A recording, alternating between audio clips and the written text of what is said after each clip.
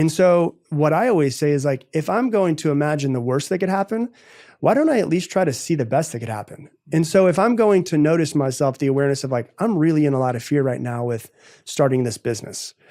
And I'm going, man, what's the worst that could happen? Well, then I might as well close my eyes and say like, what's the best that could happen? And what would it feel like to start this business and to be able to crack $1 million in a business? And how proud of myself would I be to break $1 million in sales and to be able to build this and travel with my family and provide what I've always wanted to provide. And if I'm going to feel the feelings of fear, why don't I also just try on feeling the feelings of success and getting there?